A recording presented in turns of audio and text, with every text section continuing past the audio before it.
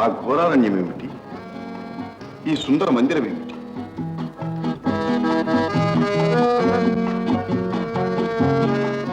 మీరంతా ఎవరు? మీకు కన్ను లోపించడం ఏమిటి? అదంతా నువ్వు అడగనూకూడదు, మేము చెప్పనూకూడదు. రా.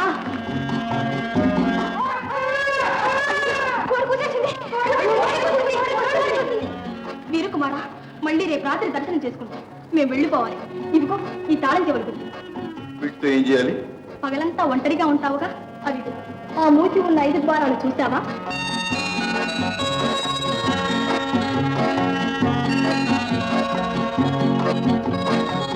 వాటిని తెరిచే తాళం చేతులే. ఆ వెండి ద్వారం తెరిస్తే ఇష్టాన్న భోజనాలున్నాయి. ఆ రాగి ద్వారం తెరిస్తే రకరకాల సంగీత సాధనాలున్నాయి. ఆ కంటి ద్వారం తెరిస్తే అందులో చిత్ర విచిత్ర వస్తువులున్నాయి. ఆ ఇనుప ద్వారం తెరిస్తే అందాల నందనోద్యానంలోకి వెళ్ళచ్చు. అన్నిటినీ తెరిచి చూడవచ్చును, కానీ ఆ చందన ద్వారం మాత్రం తెరవు. అందులో వెళ్ళచ్చు. ఏమి ఎందుకని అడగవద్దని ముందే చెప్పాంగా. ఇవిగో సంధ్య పడగానే తిరిగి వస్తాం. సెలవు.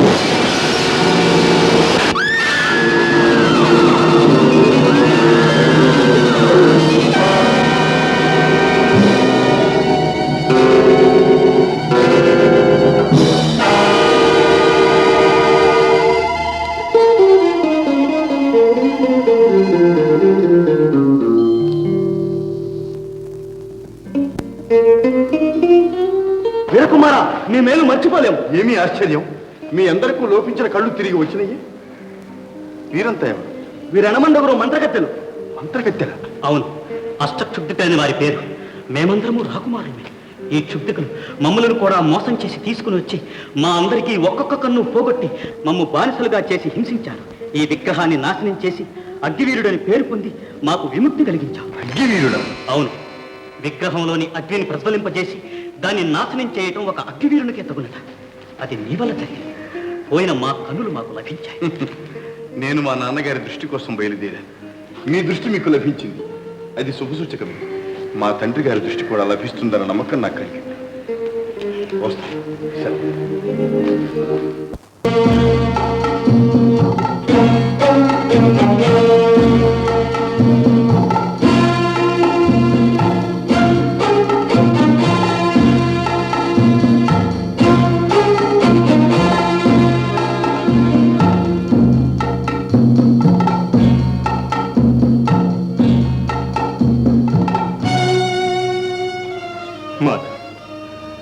నీ సమక్షంలో మా కుమారుని విడిచి వెళ్తున్నా. ఏ ఆపద రాకుండా కాపాడు తల్లి. జగజ్జనని, నా చిట్టి తండ్రి నీకు అప్పగిస్తున్నా. కంటికి రెప్పలా కాపాడమ్మా. నాయనా జయవీర, ఇంకా మేము వెళ్ళొస్తాం బాబు. నాకు భయం వేస్తుంది. నన్ను ఒక్కడిని విడిచి వెళ్ళిపోతారా అమ్మా? ఒక్కడినే అంటావేమిటి బాబు? సాక్షాత్తు మహాశక్తే నీకు తోడుగా ఉంది నాయన. నాయన, నీకంతా తెలుసుగా. ఈ గండం గడిస్తే నిన్ను ఇంటికి తీసుకుపోతాం. ఏడవకు నాయన. నా చిట్టి తండ్రి ఏడవకు బాబు. కానీ ఏ సమయం లేదు బాబు. నేను వెళ్ళొస్తాం బాబు.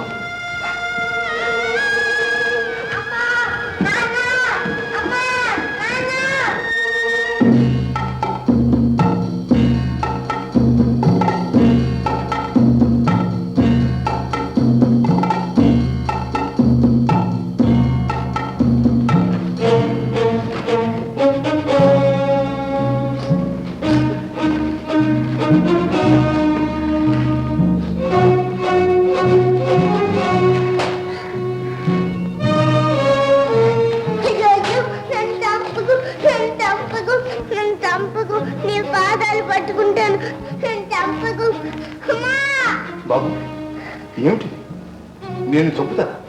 నీకేమైనా పిచ్చి పట్టిందా? వద్దు వద్దు, నన్ను తాకు, నా దగ్గర రాకు. ఎందుకలా భయపడతా బాబు? నీకేం భయం లేదు. నిజంగా నువ్వు నాకేమీ చెయ్యవా? ఏమీ చెయ్యి. నువ్వు ఇక్కడికి ఎందుకు వచ్చావు? అదే చెప్తాను రా.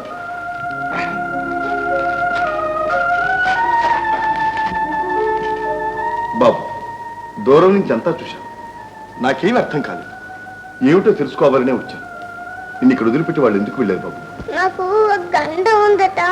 ఆ గండం తప్పించడానికి మా అమ్మ నాన్న ఇక్కడ దాచి వెళ్ళిపోయారు. గండమా?